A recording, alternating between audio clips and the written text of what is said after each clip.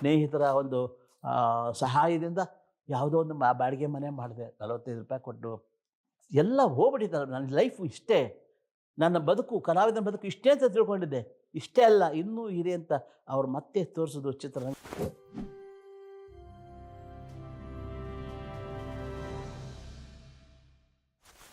ಆಮೇಲೆ ಅದು ಯೋಗ ನರಸಿಂಹಮೂರ್ತಿಗಳ ಸಹವಾಸದಿಂದ, ಅವರ ಆಶೀರ್ವಾದದಿಂದ, ಶ್ರೀಕಂಠಮೂರ್ತಿಗಳು, ಪುಟ್ಟಬಸಪ್ಪನವರು, ಪಂಚಲಿಂಗಯ್ಯನ ಅವರೆಲ್ಲ ನಮಗೆ ಆಶೀರ್ವಾದ ಮಾಡಿ ಸಂಗೀತ ಹೇಳ್ಕೊಟ್ಟಿದ್ದರಿಂದ, ಯೋಗ ನರಸಿಂಹಮೂರ್ತಿಗಳು ಅವರೆಲ್ಲ ಹೇಳ್ಕೊಟ್ಟಿದ್ದರಿಂದ ನಾನು ಸ್ವಲ್ಪ ಹಾರ್ಮೋನಿಯಂ ನುಡಿಸಿ ಅದರಲ್ಲಿ ಬದುಕೋಂಗಾಯಿತು. ಅಷ್ಟೇ ಅಲ್ಲ, ಜೊತೆಗೆ ನಾನು ಇನ್ನೂ ಏನಾದ್ರು ಇರಲಿ ಅಂತಂದ್ಬಿಟ್ಟು ಅಲ್ಲಿ ಒಬ್ಬರು ಪೇಂಟ್ರಿದ್ದರು, ವರ್ಗೀಸ್ ಪೇಂಟ್ರ್ ಅಂತ. ಅವರು ಕ್ರಿಶ್ಚಿಯನ್ರಾದರೂ ಸಹಿತ ಒಳ್ಳೆಯ ಜ್ಞಾನಿಗಳು. ಅವರು ಆರ್ಟ್ ಬರೆಯೋದ್ರಲ್ಲಿ ಯಾವುದೇ ಒಂದು ಆರ್ಟ್ಗಳಲ್ಲಿ ಭಾಳ ಪ್ರಸಿದ್ಧರವರು. ಅವ್ರ ಹತ್ರ ಕಂಪ್ನಿಲೇ ಇದ್ದರು. ಅವ್ರ ಹತ್ರ ನಾನು ಸ್ವಲ್ಪ ಪೇಂಟಿಂಗ್ ಸ್ವಲ್ಪ ಅಭ್ಯಾಸ ಮಾಡಿದೆ. ಅಕ್ಷರಗಳ ಬರೆಯೋದು, ಬೋರ್ಡ್ ಬರೆಯೋದು, ಸೈನ್ ಬೋರ್ಡ್ಸ್ ಬರೆಯೋದು, ಸೀನ್ಸ್ಗಳು ಬರೆಯೋದು. ಅವ್ರ ಹತ್ರ ಸ್ವಲ್ಪ ಏನೋ ಅಂದರೆ, ಯಾವುದೇ ಆಗಲಿ ನಾನು ಪೂರ್ಣ ಮಟ್ಟದಲ್ಲಿ ವಿದ್ಯಾವಂತ ಅಲ್ಲ. ನಾನು ಬದುಕಿಗೆ ಎಷ್ಟು ಬೇಕೋ ಅಷ್ಟೇ ಕಲಿತೆ ನಾನು. ಹಾಗೆ ರಂಗಭೂಮಿಲಿ ಹಾಗೇ ಬಂದೆ ಬಂದೆ ಬಂದೆ ಬಂದೆ ಆಮೇಲೆ ಮದುವೆ ಆಯಿತು.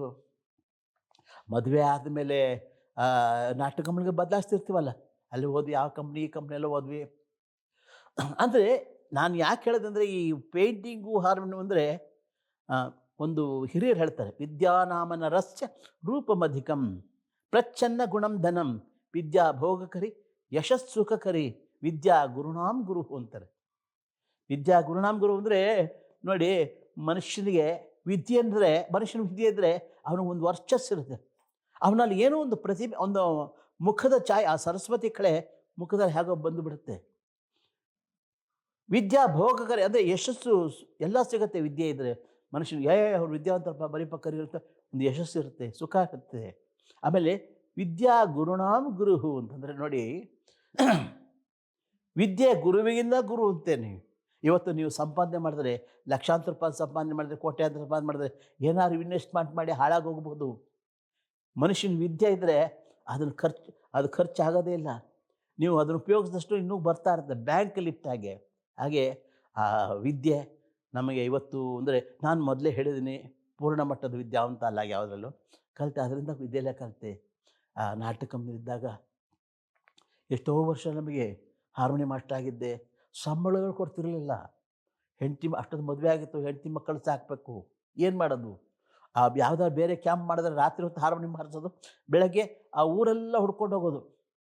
ಯಾರ್ಯಾರ ಮನೆ, ಯಾರ್ಯಾರ್ದು ಹೋಟ್ಲು ಬೋರ್ಡ್ಸ್ ಹೊಟ್ಟೋಗಿದೆಯೋ, ಯಾರ್ಯಾರು ದಿನಸಿ ಅಂಗಡಿ ಬೋರ್ಡ್ ಹಾಳಾಗೋಗಿದೆಯೋ, ಅಲ್ಲಿ ಹೋಗಿ ಕೇಳೋದ್ಕೊಳ್ಳೋದು, ಬೋರ್ಡ್ ಬರಿತಿದ್ವ. ನೀವು ಬೋರ್ಡ್ ಬರೀತಾರೆ, ನೀವು ಹಾರ್ಮೋನಿಯಂ ಮಾಸ್ಟರ್ ಅಲ್ವಾ? ಅದು ಮಾಡ್ತೀನಿ, ಇದು ಮಾಡ್ತೀನಿ. ಏನೋ ಅವ್ರು ಕೊಟ್ಟಷ್ಟು ದುಡ್ಡಿಗೆ ನೋಡಿ, ಆಗ್ಲಿಂದ ಅಷ್ಟೇ, ಸಿನಿಮಾ ಕಂಪ್ನಿಗಳು ಅಷ್ಟೇ, ನಾನು ಇಷ್ಟೇ ಕೊಡಬೇಕು ಅಂತ ಮೊದಲೆಲ್ಲ ಕೇಳ್ತಿರ್ಲಿಲ್ಲ. ಅವ್ರು ಕೊಟ್ಟಷ್ಟು ದುಡ್ಡಿಗೆ ಪಾತ್ರ ಮಾಡ್ತಿದ್ದೆ. ಹಾಗೆ ಬೋರ್ಡ್ಗಳು ಸಹಿತ ನಾನು ಆವಾಗ ಅವ್ರು ಕೊಟ್ಟಷ್ಟು ದುಡ್ಡು ತೊಗೊಂಡು ಬೋರ್ಡ್ಗಳು ಬರೀತಿದ್ದೆ. ಅಂದರೆ ಆ ಸಮಯದಲ್ಲಿ ಆ ಹಸಿವೆನ ನೀಗಿಸ್ತಲ್ಲ ಅನ್ನದಾತರು. ನನಗೆ ಯಾರು ಎಷ್ಟು ಜನ ಋಣ ಇದ್ದಾರೆ ನಮಗೆ, ಎಷ್ಟು ಜನ ನಮ್ಮನ್ನು ಕಾಪಾಡಿದ್ದಾರೆ. ಅದು ಜೇಡರ ದಾಸಮ್ಮಯ್ಯ ಹೇಳ್ತಾನೆ, ಹಸಿವೆಂಬ ಹೆಬ್ಬಾವು ಬಸಿರ ಬಂದು ಹಿಡಿದೊಡೆ ವಿಷವೇರೆತ್ತೆಯ ಆಪಾದ ಮಸ್ತಕಕ್ಕೆ. ಹಸಿವೆಂಬ ಹೆಬ್ಬಾವು ಬಸಿರ ಬಂದು ಹಿಡಿದಡೆ ವಿಷವೇರೆತ್ತೆಯ ಆಪಾದ ಮಸ್ತಕಕ್ಕೆ. ಹಸಿವಿಗೆ ಅನ್ನವಿಕ್ಕಿ ವಿಷವ ನಿಳುಹಬಲ್ಲಡೆ ವಸುಧೆಯಳು ಅವನೇ ಗಾರುಡಿಗ ರಾಮನಾಥ ಅಂತ. ಅಂದರೆ ಯಾವನು ಹಸಿದಾಗ ಅವನಿಗೆ ಅನ್ನ ಹಾಕ್ತಾನೋ ಅಥವಾ ಅವನಿಗೆ ಕೆಲಸ ಕೊಡ್ತಾನೋ, ವಸುಧೇಳು ಅವನೇ ರಾಮನಾಥ, ಅವನೇ ದೇವರು, ಅವನೇ ದೇವರು. ಈಗ ನಮಗೆ ಈ ಮಾತಾಡೋದಕ್ಕೆ ಅವಕಾಶ ಕೊಟ್ಟರಲ್ಲ, ಅವರು ಸಹಿತ ದೇವರೇ, ಅವರೇ ದೇವರು ಅಲ್ವಾ? ಹಾಗೆ ಅದೆಲ್ಲ ನಮಗೆ ಆ ನೆನಪಿದೆ ನಮಗೆ. ಯಾಕೆಂದರೆ ಕೃತಜ್ಞತೆ ಇರಬೇಕು ಮನುಷ್ಯನಿಗೆ. ಹಾಗಾಗಿ ಬಂದೆ ಯಾರೋ ಕಾಪಾಡೋದು ಸರ್. ನಾನು ಹೇಳ, ಒಬ್ಬರು ಋಣ ಇಲ್ಲ. ನನ್ನ ಜಗತ್ತಿನಲ್ಲಿ ಲಕ್ಷಾಂತರ ಋಣ ನನ್ನ ಮೇಲಿದೆ. ಅದನ್ನ ಹ್ಯಾಕೆ ತಿರ್ಸೋಕ್ಕೆ ಎಷ್ಟು ಜನ್ಮ ಎತ್ತಬೇಕು ನನಗೆ ಗೊತ್ತಿಲ್ಲ. ಆದರೆ ಆ ಕೃತಜ್ಞತೆ ಇದೆ. ಪ್ರತಿಯೊಬ್ಬರು ನಾನು ಯಾರು ಕೆಲಸ ಕೊಟ್ಟರು, ಯಾರು ಅನ್ನ ಹಾಕಿದ್ರು, ಯಾರು ಕರೆದು ಕೆಲಸ ಕೊಟ್ಟರು, ಅವ್ರ ನೆನಪೆಲ್ಲ ನನಗಿದೆ. ನೆನಪಿದೆ. ನನ್ನದು ಆ ಪುಣ್ಯಾತ್ಮರಿಗೆ ನಾನು ಇವತ್ತು ಅಷ್ಟೇ, ತಿಂಡಿ ತಿಂದಾದ್ಮೇಲೆ, ಅನ್ನ ತಿಂದಾದ್ಮೇಲೆ ಅನ್ನದಾತೋ ಸುಖೀ ಭವ ಅಂತೀನಿ. ನಾನು 3 ಜನ ಜ್ಞಾಪಿಸ್ಕೊತೀನಿ. ಯಾರನ್ನ? ವಿದ್ಯಾದಾನ ಮಾಡಿದವ್ರನ್ನ, ಜನ್ಮ ಕೊಟ್ಟ ತಂದೆ ತಾಯಿಗಳನ್ನ, ಅನ್ನ ಹಾಕಿದವ್ರನ್ನ, ಈ 3 ಜನಕ್ಕೆ ದೇವ್ರನ್ನ ನಮಸ್ಕಾರ ಮಾಡಬಲ್ಲ, ಆ 3 ಜನಕ್ಕೆ ನಮಸ್ಕಾರ ಮಾಡ್ತೀನಿ. ಯಾಕೆಂದರೆ 3 ಜನ ಪ್ರತ್ಯಕ್ಷ ದೇವರು. ಯಾರು? ವಿದ್ಯಾಗುರುಗಳು, ತಂದೆ ತಾಯಿಗಳು, ಅನ್ನ ಹಾಕಿದ್ರು. ಇವ್ರು 3 ಜನ ಪ್ರತ್ಯಕ್ಷ ದೇವರಲ್ವೇ, ಅವ್ರು ನಮಸ್ಕಾರ ಮಾಡ್ತೀನಿ.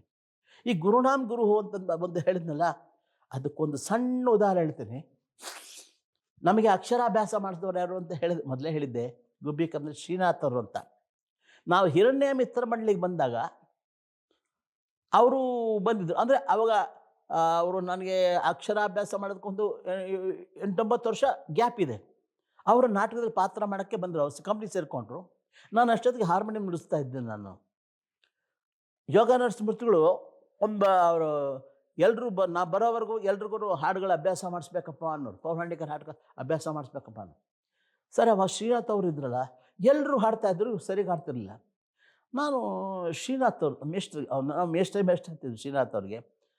ಅವ್ರು ಹೇಳ್ತಾಯಿದ್ರು, ಹೇಳೋದಾದ್ರು ಭಾಳ ತಪ್ತಾಯಿದ್ರು. ನನಗೆ ಕೋಪ ಬಂದುಬಿಡ್ತು. ನಾನು ಹಾಡ್ತೀನಿ ಸ್ವಲ್ಪ, ನಾನು ಯಾವುದೇ ಒಂದು ವಿಷಯ ಅದು ಸರಿ ಹೋಗದಿದ್ರೆ ನನಗೆ ಕೋಪ ಬಂದುಬಿಡ್ತೀನಿ. ಏನು ರೀ, ಎಷ್ಟು ಸರಿ ಹೇಳ್ಕೊಡೋದು ನಿಮಗೆ ಅಂತಂದೆ ಮೇಷ್ಟ್ರಿಗೆ. ಅವರು ಹಿಂಗೆ ನೋಡಿದ್ರು. ಅವ್ರ ಭಾವನೆಯಲ್ಲಿ ಏನಿತ್ತು, ಅರೆ ಇವನು ನನ್ನಿಂದ ಶಿಷ್ಯ, ನನಗೆ ರೇಗ್ಬಿಟ್ನಲ್ಲಪ್ಪ ಅಂತ ಅವ್ರಿಗೆ. ನನ್ನ ಭಾವನೆಯಲ್ಲೇನೋ, ಅಯ್ಯೋ ನಮ್ಗೆ ಅಕ್ಷರಾಭ್ಯಾಸ ಮಾಡಿದವರು ಇವ್ರ ಮೇಲೆ ರೇಗ್ಬಿಟ್ನಲ್ಲಪ್ಪ ಅಂತ. ಆ ಫ್ಯಾಕ್ಟ್ಸ್ ಆಫ್ ಸೆಕೆಂಡಲ್ಲಿ ನಮ್ಮಿಬ್ಬರು ಮನಸ್ಸಿನಲ್ಲೂ ಅದು ಹೊಯ್ದಾಟ ಆಯಿತು. ಆಮೇಲೆ ನಾನು ಕ್ಷಮಿಸಿ ಸರ್ ಅಂದೆ. ಇಲ್ಲಪ್ಪ, ನೀನು ತಪ್ಪು ಮಾಡಿದಾಗ ನಾನು ಹೇಳ್ತಿದ್ದೆ, ಅವಾಗ ನಾನು ಗುರು. ಇವಾಗ ನಾನು ತಪ್ಪು ಮಾಡಿದಾಗ ನೀನು ಹೇಳ್ತಿದ್ಯಾ, ನೀನು ಗುರು ಅಂತಂದರು. ಅಂದರೆ ಆ ವಿದ್ಯೆ ಅನ್ನೋದು ಅದೊಂದು ದೊಡ್ಡದು ಬಿಡಿ. ಆಮೇಲೆ ನಾಟಕದಲ್ಲಿ ಸಾಕಷ್ಟು ಕಷ್ಟಪಟ್ಟೆ. ಇನ್ನು ಆಗಲ್ಲ ಅಂತಂದ್ಬಿಟ್ಟು ನಾನು ಬೆಂಗಳೂರಿಗೆ ಬಂದುಬಿಟ್ಟೆ. ಬೆಂಗಳೂರಿಗೆ ಬಂದು ಹೆಂಡತಿ ಮಕ್ಕಳು ಕರ್ಕೊಂಡು ಒಂದು 45 ರೂಪಾಯಿ ಮನೆ ಬಾಡಿಗೆ, ಅದು ನಮ್ಮ ಸ್ನೇಹಿತರ ಬಲ, ಸ್ನೇಹಿತರ ಒಂದು ಸಹಾಯದಿಂದ ಯಾವುದೋ ಒಂದು ಬಾಡಿಗೆ ಮನೆ ಮಾಡಿದೆ. 45 ರೂಪಾಯಿ ಕೊಟ್ಟು ಅಡ್ವಾನ್ಸ್ ಕೊಡೋದಕ್ಕೆ 300 ರೂಪಾಯಿ. ನಮ್ಮ ಸ್ನೇಹಿತ ವಿರೂಪಾಕ್ಷ ಅಂತ ಮೊನ್ನೆ ಹೋಗ್ಬಿಟ್ರು ಪಾಪ. ಅವರು ನನಗೆ 100 ರೂಪಾಯಿ ಸಂಘ ಕೊಟ್ಟರು. ನನ್ನ ಹತ್ರ 200 ರೂಪಾಯಿ ಇತ್ತು. ಇನ್ನು 100 ರೂಪಾಯಿ ಹೇಗೆ ಮಾಡೋದು? ಅವ್ರು ಕೊಟ್ಟರು, ಅದನ್ನ ಅಡ್ವಾನ್ಸ್ ಕೊಟ್ಟೆ.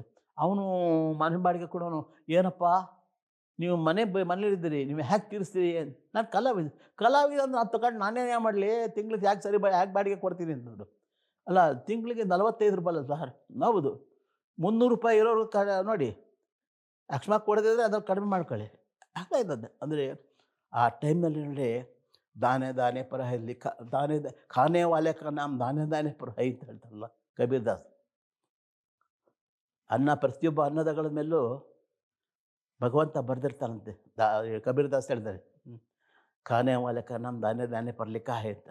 ಹಾಗೆ ನನಗೆ ದಿಕ್ಕೇ ತೋರಿಸ್ತಿಲ್ಲ. ನಾಟಕಗಳಿಗೆ ಹೋಗ್ತಾ ಇದ್ದೆ, ಹಾರ್ಮೋನಿ ನುಡಿಸ್ತಾ ಇದ್ದೆ, ಪಾತ್ರ ಮಾಡಿದೆ, ಎಲ್ಲ ಮಾಡ್ತಿದ್ದೆ. ಆದರೆ ಬದುಕು ತೇರು ಎಳೀತಿಲ್ಲ. ಅದೇ ಸಮಯಕ್ಕೆ ಕಣಗಾಲ ಪುಟ್ಟಣ್ಣನವರು ಆವಾಗ ಶ್ರೇಷ್ಠ ನಿರ್ದೇಶಕರಾಗಿದ್ದರು. ಅಂದರೆ ಮಕ್ಕಳ ರಾಜ್ಯಕ್ಕೂ ಕಥಾಸಂಗಮಕ್ಕೂ 16 ವರ್ಷದ ಒಂದು ಗ್ಯಾಪ್. ಅದರ ಮಧ್ಯೆ ಯಾವಾಗಲಾದ್ರೂ ಅವ್ರನ್ನ ಭೇಟಿ ಮಾಡ್ತಾ ಇದ್ದೆ ನಾನು. ಸರಿ, ಕಥಾಸಂಗಮ ಚಿತ್ರ ಮಾಡಿದಾಗ ಈ ತಿಮ್ಮರಾಯ ಪಾತ್ರಕ್ಕೆ, ಆ ತಿಮ್ಮರಾಯ ಪಾತ್ರದಲ್ಲಿ ರಜನಿಕಾಂತ್ ಅವರು ನಾನು ಇಬ್ಬರು ಮಾಡಿದ್ದೀವಿ ನಾವು. ಅವರು ಸೂಪರ್ ಸ್ಟಾರ್ ಆದರು ನೋಡಿ. ಎಷ್ಟು ನಮಗೆ ಸಂತೋಷ, ಹೆಮ್ಮೆ ಅಲ್ವೇ? ನಮ್ಮ ಕನ್ನಡಿಗರೊಬ್ಬರು ಸೂಪರ್ ಸ್ಟಾರ್ ಆದ್ರಿಂದ ಹೆಮ್ಮೆ ಅಲ್ವೇ? ಜೊತೆಲೇ ಮಾಡಿದ್ವಿ. ನನಗೆ ಅವಾರ್ಡ್ ಬಂತು. ಪುಟ್ಟಣ್ಣನವರು ಇವತ್ತು ನಾವು ನೆನೆಸ್ಕೊಳ್ಳೋದು ಯಾಕೆ ಅಂತಂದರೆ, ಎಲ್ಲ ಹೋಗ್ಬಿಟ್ಟಿದ್ದಾರೆ. ನನ್ನ ಲೈಫು ಇಷ್ಟೇ, ನನ್ನ ಬದುಕು, ಕಲಾವಿದನ ಬದುಕು ಇಷ್ಟೇ ಅಂತ ತಿಳ್ಕೊಂಡಿದ್ದೆ. ಇಷ್ಟೇ ಅಲ್ಲ, ಇನ್ನೂ ಇದೆ ಅಂತ ಅವ್ರು ಮತ್ತೆ ತೋರಿಸಿದ್ರು ಚಿತ್ರರಂಗಕ್ಕೆ ಬಂದೆ, ಅವಾರ್ಡ್ ಬಂತು.